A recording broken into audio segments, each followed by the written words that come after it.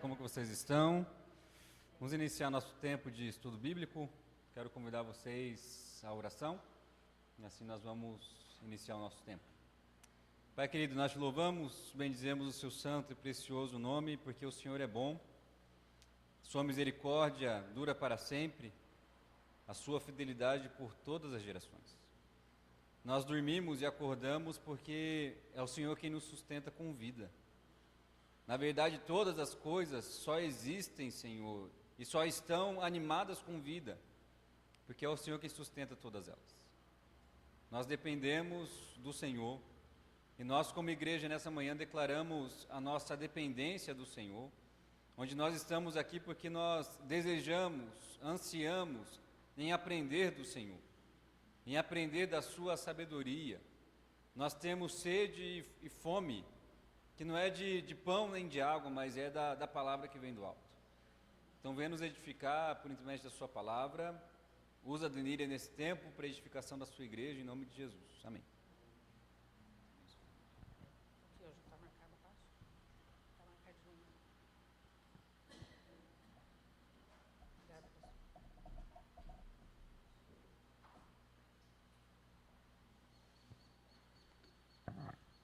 Bom dia a todos os irmãos, irmãs, todos os alunos presentes na escola dominical de hoje. Então vamos lá, né? Continuando aqui o nosso breve catecismo do Westminster. Todo mundo me ouvindo bem? Ok. Então vamos lá, breve catecismo do Westminster.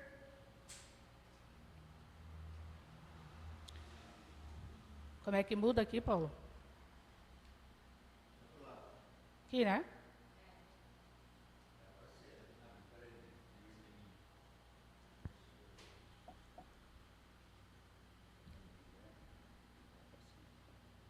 Não entendi. Agora eu posso ir mudando aqui ou aqui? Tá. Muito bem, a aula de hoje. Então, a aula de hoje sai a pergunta 84 e 85 do breve catecismo, com o auxílio do catecismo maior do Westminster, né? Então, a gente tem dois, o breve e o maior. Então, o maior ali nos auxiliou também nas respostas. Então, vamos lá, a aula de hoje. Uma perguntinha aí para reflexão, para acordar todo mundo, a participação dos irmãos, né? E a pergunta é: alcançar a perfeição é nosso dever?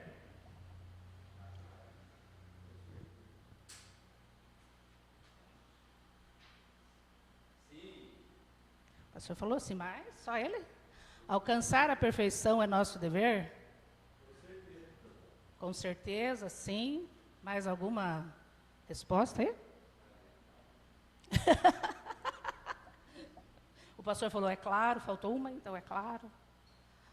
Quem mais quer compartilhar? Alcançar a perfeição é nosso dever? Pergunta difícil, né? Catecismo nunca foi fácil, né, pastor? Tá aí a perguntinha, né? Pode falar, Paulo. O problema é conseguir. Olha aí. Alguém mais gostaria de comentar alguma coisa? Alcançar a perfeição é nosso dever? Vocês são, você quer falar? Leni, você quer falar? Ninguém mais? Vamos ver, o catecismo vai responder, né? Vamos aprender juntos, compartilhar juntos, aprender juntos. Aí vamos ver o que o catecismo tem a nos trazer sobre a pergunta, então. Alcançar a perfeição é nosso dever? Então, bora lá? Pergunta 84. O que merece cada pecado da parte de Deus? Então, a primeira pergunta nossa aí. Cada pecado, até o menor, sendo contra a soberania, a bondade e a santidade de Deus e contra a sua justa lei, merece a sua ira e maldição, nesta vida e na vindoura, e não pode ser expiado, senão pelo sangue de Cristo. Às vezes a gente faz a brincadeira do pecado, pecadinho, pecadão, isso não, né? É uma música, inclusive, infantil, cantava-se muito na escola dominical das crianças, então isso não existe, né?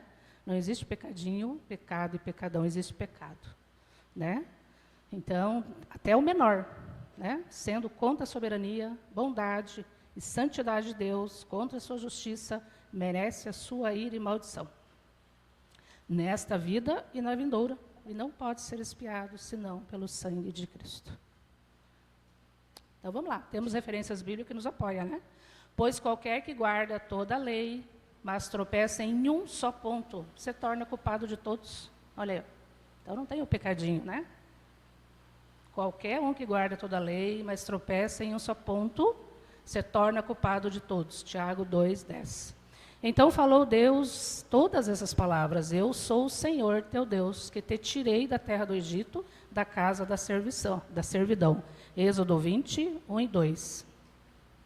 Pelo contrário, segundo é santo aquele que vos chamou, tornai-vos santos também vós mesmos em todo o vosso procedimento. Porque está escrito: sede santos, porque eu sou santo. 1 Pedro 15:16.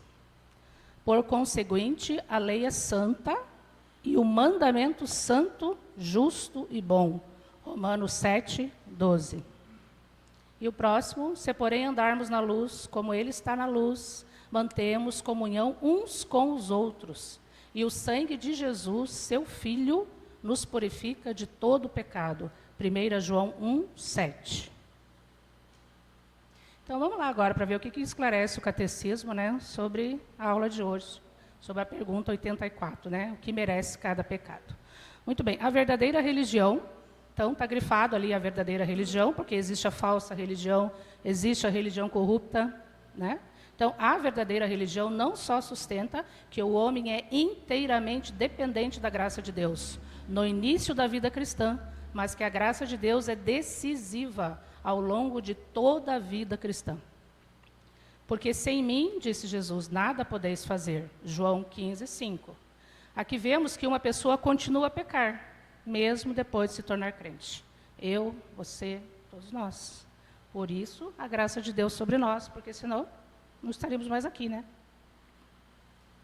Sim, peca diariamente, em pensamento, palavra e ação. Ela não quer pecar, esforça-se para não pecar, mas sempre tente confessar como o apóstolo Paulo: não faço o bem que prefiro, mas o mal que não quero, esse faço. Romanos 7:19. E isso é para todos nós, novos ou velhos convertidos. É por isso que não podemos encontrar nem sequer uma pessoa mencionada na Bíblia, exceto Jesus Cristo, que tenha atingido, nesta vida, a perfeição total. Todo cristão, em pleno juízo, deve, portanto, ter o sentimento constante de sua própria indignidade e de sua inteira dependência do Senhor. À luz dessa verdade, de que nenhum mero homem é capaz de viver uma vida sem pecado, precisamos manter a vigilância contra o perfeccionismo. Tem alguém perfeccionista aqui? Às vezes a gente ouve, né? Ela é muito perfeccionista. Ele é muito perfeccionista. Você já ouviu isso? Você já falou isso? Ou você conhece alguém assim? Sim, né? Sempre alguém é, né? Precisamos, ou pelo menos sempre ouvimos isso, né?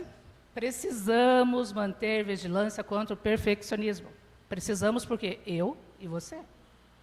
Pois é o tipo de ensino que diz que o cristão pode, nesta vida, chegar ao ponto de não mais pecar. Encontramos isso, por exemplo, no conceito católico romano de santo.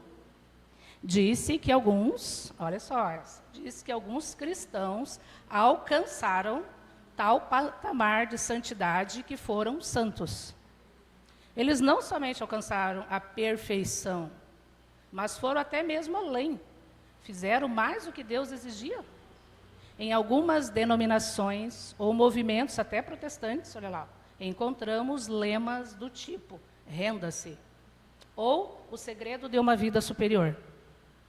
A ideia básica é que alguns cristãos que aprendem o segredo, por assim dizer, podem alcançar uma espécie de perfeição sem pecado.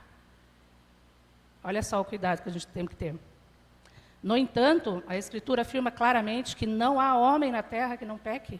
Eclesiastes 7:20. Se dissermos que não temos cometido pecado, diz João, fazemo-lo mentiroso, e sua palavra não está em nós, conforme 1 João 10.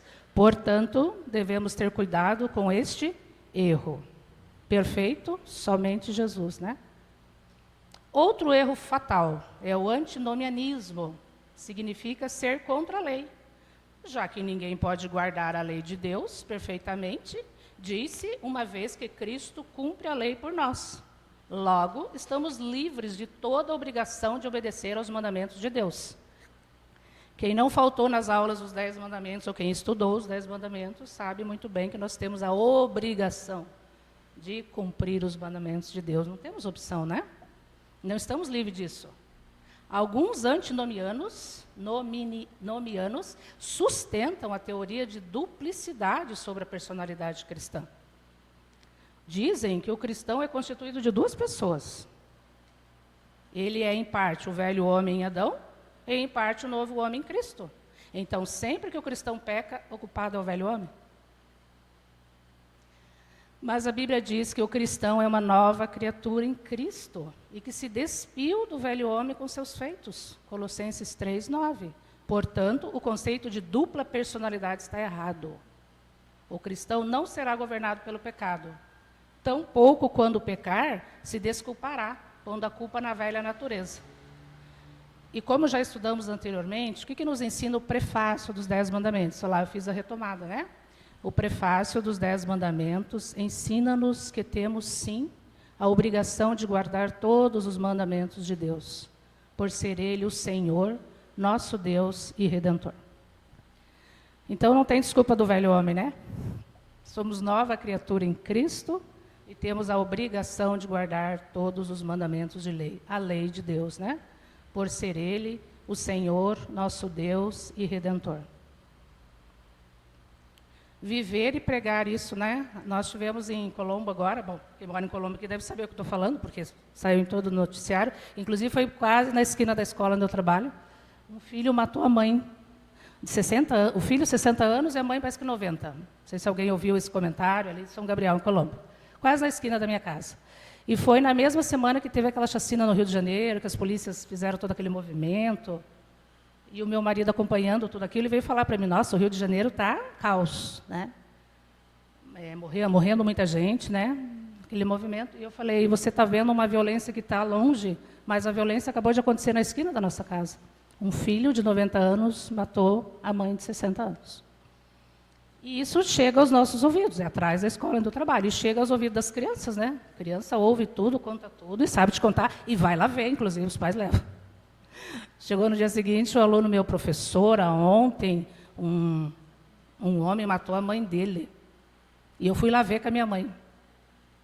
Então, não tem como você escapar da história, né? Não tem como você amenizar, esconder das crianças que as coisas acontecem o tempo todo. E são gravíssimas, né? E daí as crianças comentaram, eu também fui lá, professora, eu também não sei o que com a minha mãe. Então, as crianças sabiam mais informações do que eu, porque eu li lá no Instagram e fiquei estarrecida com isso, né, como tantos outros crimes que acontecem, mas quanto mais perto de você, mais assustado, né? Aí eu comecei a orar a Deus, falei, é hora de falar dos 10 mandamentos para as crianças. E que luta para falar dos 10 mandamentos para as crianças. As crianças não querem ouvir. As crianças não querem ouvir que é mandamento de Deus, não matarás.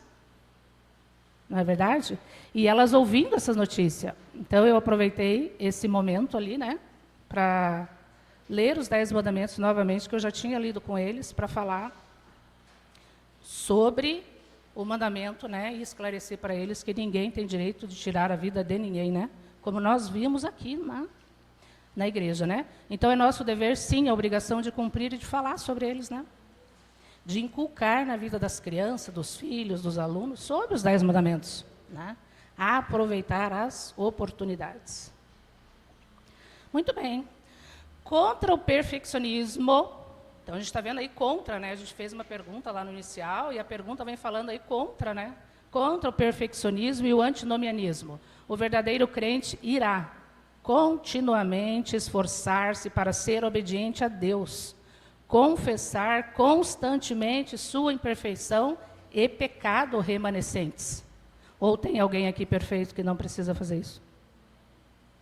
Portanto, nem perfeccionismo, nem antinomianismo, mas cristianismo, que nos lembra, eu estou constantemente lutando contra o pecado. Ou tem alguém aqui que não luta contra ele? Se tiver. Por favor, pastor, pode concluir lá essa pergunta, então? Ler a página 301 do Catecismo, onde está marcado, só para a gente concluir a pergunta, então. Quão importante é, então, compreender o ensino dessa parte do Catecismo? É realmente uma questão de vida ou morte. É uma lei absoluta que nos leva a enxergar a nossa urgente necessidade de Cristo. Diz o texto, sede vós perfeitos como perfeito é o nosso Pai Celeste. Mas quem é perfeito? Existe apenas um. Então, embora a lei seja a regra de obediência para o cristão, a regra que lhe mostra como pode demonstrar gratidão a Cristo pela salvação, ela ainda permanece, tal como antes da conversão, como instrumento para fomentar a fé somente em Jesus Cristo, como a justiça e a salvação do crente. Então, temos Jesus Cristo, a nossa justiça, né? Então, com gratidão pela perfeição dele, tão fraco nós somos, incapazes de alcançar essa perfeição, né? É reconhecer somente em Cristo, né? Podemos lutar contra o pecado e buscar a santidade da nossa vida. Muito bem, agora vamos lá para 85 e vai continuar esse tema aí, né? Sobre pecado, uma coisa tão e sempre atual, né? O que exige Deus de nós para que possamos escapar de sua ira e maldição? Que merecemos por causa do pecado. Para escaparmos da ira e maldição de Deus em que incorremos pela transgressão da lei, Ele exige de nós o arrependimento para com Deus, a fé em nosso Senhor Jesus Cristo e o uso diligente de todos os meios exteriores pelos quais Cristo nos comunica os benefícios de sua mediação. Então, Cristo media por nós, porque senão estávamos debaixo da ira e maldição de Deus até hoje, né? Então, vamos conhecer agora um pouquinho e ver, compartilhar um pouquinho quais são os meios internos e externos que Cristo nos comunica como benefícios da sua mediação para conosco, né? Para não desanimarmos, né? Estou vendo carinhas aí muito desanimados, pode se animar, a esperança. Vamos lá? Bom, então temos as referências bíblicas, testificando tanto a judeus como a grego o arrependimento para com Deus e a fé em nosso Senhor Jesus Cristo. Atos 20, 21. Dizendo, o tempo está cumprido e o reino de Deus está próximo. Arrependei-vos e crede no Evangelho. Marcos 1, 15. Quem nele crê não é julgado. O que crê não está julgado. Porquanto não crê... Quem nele crê não é julgado. O que não crê já está julgado. Porquanto não crê no nome do unigênito Filho de Deus. João 3,18. Bom, já vimos que todos os homens merecem a ira e a maldição de Deus. E que há salvação somente em Jesus Cristo. E não há salvação em nenhum outro, porque abaixo do céu não existe nenhum outro nome dado entre os homens pelo qual importa que sejamos salvos, conforme Atos 4:12. Então, para escaparmos da ira e maldição de Deus, a pergunta 85 do Catecismo, que é essa agora, né, nos mostra os meios internos. Então, vimos lá que tem dois meios, internos e externos. Vamos conhecer, então, vamos compartilhar, então, os meios internos, que é a nossa fé em Jesus Cristo e o arrependimento para a vida. Então, não vivemos sem fé e sem arrependimento, né? Inclusive, nós podemos pedir a Deus, né, que aumente a nossa fé e que nos dê arrependimento diante dos nossos atos, atitudes e pecados. Todos os eleitos se arrependem e creem. Eu e você. Todos os eleitos se arrependem e creem. O Espírito Santo trabalha neles. O Espírito Santo trabalha em mim, trabalha em você. O Espírito Santo trabalha neles de tal forma que são capacitados a responder ao chamado do Evangelho. Olha lá. Então, Deus nos capacita a respondermos ao chamado do Evangelho, ao que temos aprendido, né? E há também os meios externos. Então, internos, fé e arrependimento. E os meios externos, através dos quais os benefícios da redenção são comunicados ordinariamente aos eleitos através dos sacramentos. Então, vamos lá, ver quais são os sacramentos? O batismo e a ceia do Senhor. Entendemos, então, que os meios internos e externos estão interligados. Sim, quem crer e for batizado, né? Eu me arrependo, eu creio, eu sou batizado, eu passo a fazer parte da ceia do Senhor, passo a receber a ceia do Senhor. Isso passa a ser prática de vida, né? Eu criei, eu fui batizado, eu passo a fazer parte dos sacramentos da igreja. Então, isso vira rotina na minha vida. Crer no Evangelho, fé no Senhor, arrependimento, batismo, conversão, batismo, e eu passo a fazer parte dos sacramentos da igreja, que é o batismo e a Santa Ceia. Caminhamos juntos, né? Então, a graça interna tem uma conexão divinamente ordenada com os meios externos. Com certeza, né? A minha fé e meu arrependimento me levam ao batismo, me leva a fazer parte da ceia do Senhor, do corpo de Cristo.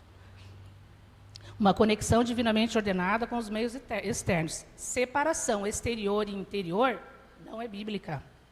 Não é bíblica. Então, não existe, eu não vou na igreja, eu não faço parte da Santa Ceia, eu não me batizo, né? Eu não tomo a minha decisão. Olha lá, não é bíblico. Com os meios externos. Separação exterior e interior não é bíblica. O próprio Senhor estabeleceu ordenanças externas. Ele nos disse para ir pelo mundo inteiro e administrar os sacramentos. Por favor, quem está com Mateus 28, 18 e 20?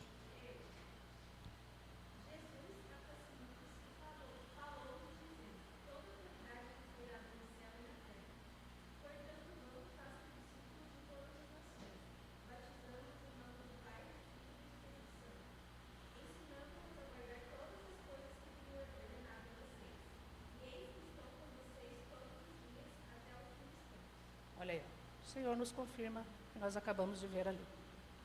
Continuando lá então. Quando a igreja agia desse modo, conforme Atos 2,42, acrescentava-lhes o Senhor dia a dia os que iam sendo salvos. Atos 2,47. A visão reformada desta igreja, a visão reformada diz o seguinte: o que Deus uniu, não separe o homem. Há um relacionamento estreito e divinamente estabelecido por Deus entre o interior e o exterior. A graça interior de Deus, que nos gera a fé e o arrependimento, a graça de Deus, a graça interior de Deus é geralmente vista naqueles que recebem as ordenanças dadas por Deus. Aqueles que são abençoados com a pregação fiel, a administração correta dos sacramentos e a disciplina, correção, né, fiel da igreja, são geralmente as pessoas que têm a graça no coração. Olha que palavra boa, né, para nós. A essa altura, tem de estar claro que não devemos desvalorizar os meios exteriores. O que é o meio exterior? Vir à igreja, ser batizado, fazer parte do corpo de Cristo. Não devemos supor, por exemplo, que podemos negligenciá-los, sem o temor de nos prejudicar. É esse entendimento que nos permite enxergar a verdadeira importância da igreja visível. A verdadeira igreja visível faz 3 coisas muito importantes. Prega a palavra, administra os sacramentos e exerce a disciplina. Quem está, por favor, com Provérbios 1, de 1 a 4?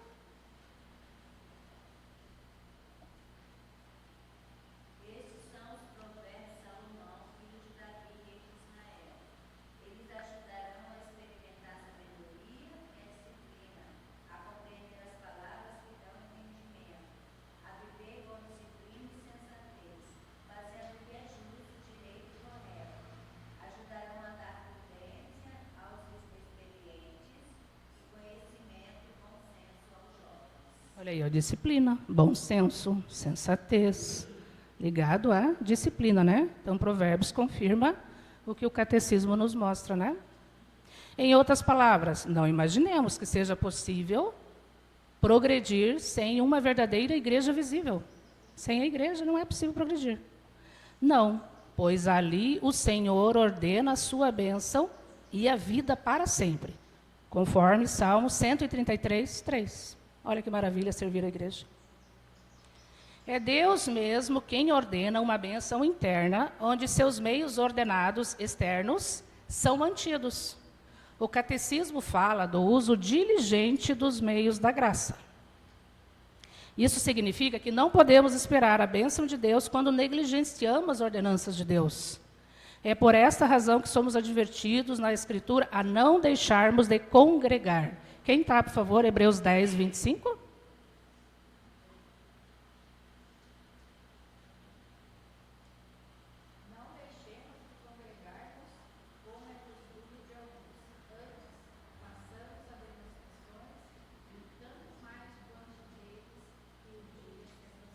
Olha aí, Hebreus, não deixemos de congregar. E essa é uma lição muito necessária hoje em dia. Muitas pessoas parecem imaginar que o poder de Deus se encontra em algo raro ou incomum, procurando, portanto, por algo especial que lhes dê vida espiritual. Esperam que algum evangelista famoso venha à sua cidade, ou viajam aqui ou acolá, buscando alguma novidade. Você conhece alguém assim? Ou talvez você já tenha sido assim, ou talvez eu já tenha feito isso, né? Olha lá. Mas, enquanto isso, negligenciam a pregação regular da palavra de Deus, a qual é o meio ordinário pelo qual Deus concede fé. Por favor, quem está com Romanos 10, 17?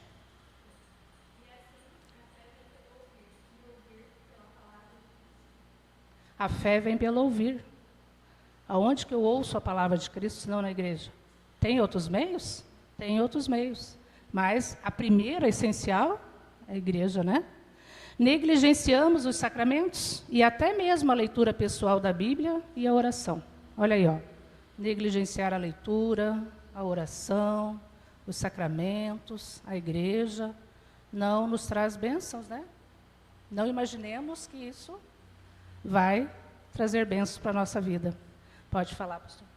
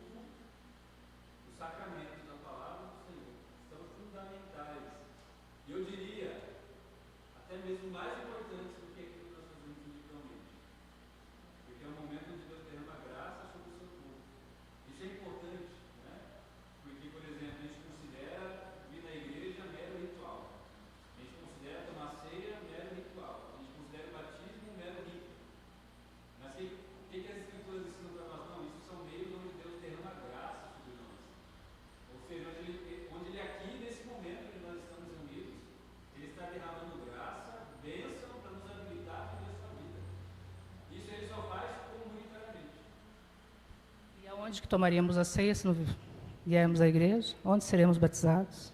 Né? É isso. É aqui, e é aqui que o Senhor ordena a sua bênção, né? Como nós vimos ali em Romanos 133, 3, né? Romanos não, Salmos. É aqui que ele ordena a bênção, né?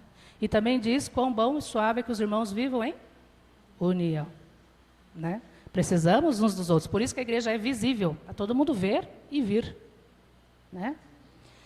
Então vamos lá. Esperam, já foi lido, né? O 10, 17, então o próximo slide lá. Mas aqui no catecismo aprendemos que a bênção de Deus não se encontra naquilo que é estranho ou incomum. Como a gente viu, né? Aguarda um pregador de fora, né? Só voltar lá um pouquinho. Espero que algum evangelista famoso venha à cidade, viaje aqui, lá, buscando alguma novidade, né? Mas aqui no catecismo aprendemos que a bênção de Deus não se encontra naquilo que é estranho ou incomum, mas nos meios ordinários de graça, no seu dia a dia, na sua rotina, né? No convívio do lar, da sua família, no convívio com os irmãos, né? No senso comum da vida, né? Podemos dizer que é onde a bênção de Deus se encontra, né? Eis porque se pergunta àqueles que confessam a sua fé e se tornam membros verdadeiros de uma igreja reformada, eu e você. Uma igreja reformada saudável, se serão fiéis na frequência aos cultos do dia do Senhor.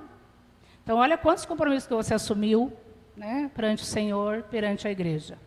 Jesus disse, por favor, Mateus 7:7.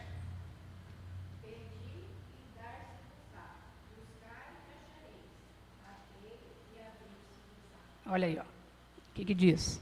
Tiago acrescenta o fato de que às vezes pedimos e não recebemos, porque pedimos mal, conforme Tiago 4:3. O que precisamos, então, não é apenas buscar a vida eterna, mas buscá-la da maneira correta, caminhar com o Senhor. Fazendo isso, quando buscamos a graça interior em conexão com as, ou pelo uso diligente das ordenanças exteriores que o próprio Senhor designou. Então, nós fazemos isso quando buscamos a graça interior. O que é a graça interior? Quem lembra? Já foi falado várias vezes. O que é a graça interior? Arrependimento e fé. Graça interior. E o que é os meios exteriores? Sacramentos. Batismo, ceia, comunhão com os irmãos, né? Então, fazemos isso quando buscamos a graça interior em conexão com as, ou pelo uso diligente das ordenanças exteriores que o próprio Senhor designou. Quem está, por favor, com 2 Pedro 1, 10 e 11?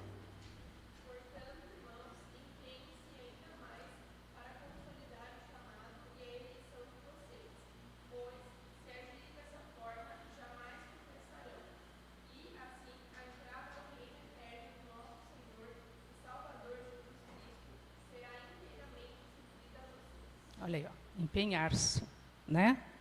Empenhar-se em buscar o reino de Deus. Muito bem, questões para a vida. Então vamos ver quem que aprendeu a lição. Por que é importante pertencer a uma verdadeira igreja visível? De acordo com o que o catecismo trouxe hoje para nós. Paulão lá, estão falando para você responder. Por que é importante pertencer a uma verdadeira igreja visível para você, Paulo?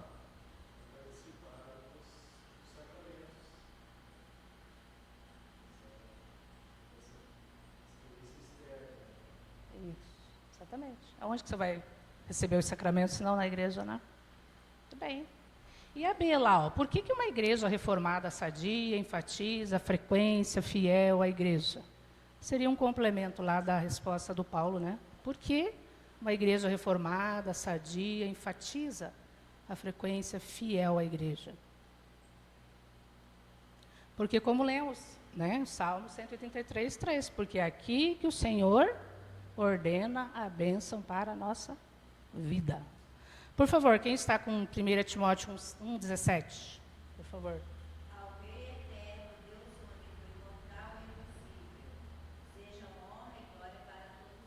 Temos uma igreja visível e temos um rei invisível, imortal, mas real. Né? Então, quem é o rei da igreja visível? Deus. O rei eterno, imortal, invisível, mas real. Tem até uma música que a gente canta, né? Invisível, mas real. É o Senhor Deus da nossa vida. É o Senhor Deus da nossa igreja visível. Acho que acabou, deixa eu ver. Os irmãos vão dizer até que fica aberto.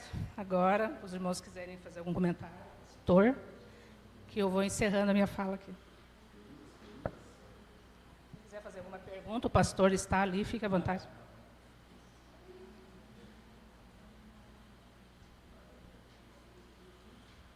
E como trazer de volta, né, pastor, quem não vem mais, né? Temos isso, né? Temos a nossa família, alguém que frequentava a igreja, de repente parou de vir, né? E a pessoa fala tanta coisa que às vezes você fica olhando, você nem fala nada, né? Porque o que vai falar, né? A pessoa foi batizada, a pessoa creu, a pessoa recebeu, né? E de repente deixou de vir. E começa a colocar a culpa no outro. Ah, mas também, olha, aquele vai lá na igreja, olha o que acontece. Não olhe para o outro, olhe para Cristo. Porque pecadores imperfeitos, todos somos, e a graça é individual, a salvação é individual, é sua. Olhe para o Rei eterno, imortal, invisível, mas real que nos mantém aqui. Né? Sempre vamos ter um que, por algum motivo seu, deixou de vir. Ele pertence ao Senhor, né? Ele não nos pertence, mas ele pertence ao Senhor, porque a igreja é do Senhor. A igreja não é nossa. Né? Então, nós devemos continuar incentivando as pessoas a virem, apesar de. Né? Agora sim.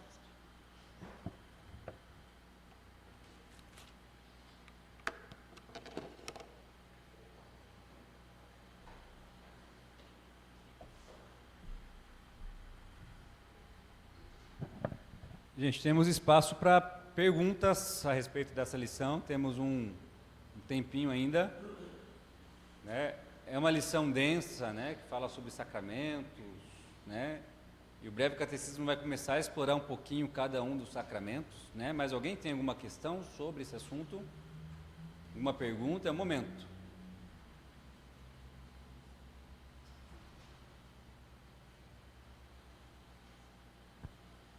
Finalizamos então?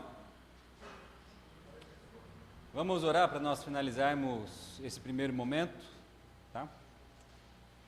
Pai querido, nós te bendizemos, te louvamos por essa manhã, te bendizemos porque nós fazemos parte da sua igreja, do seu corpo, onde aqui o Senhor ordena vida, bênção e graça sobre nós. Pai querido, louvado seja porque o culto que nós prestaremos em seguir não é só um ritual, Senhor, não é só uma obrigação, é um momento onde o Senhor vem se encontrar com o seu povo. É um momento onde o Senhor vem falar com o seu povo. É um momento onde o Senhor vem ouvir o seu povo e conceder bênçãos a seu povo, para que nós possamos prosseguir com a nossa jornada. Louvado seja o seu nome, porque o Senhor é um Deus presente no meio de nós. Em nome de Jesus. Amém. Gente, nós vamos ter um intervalinho aí.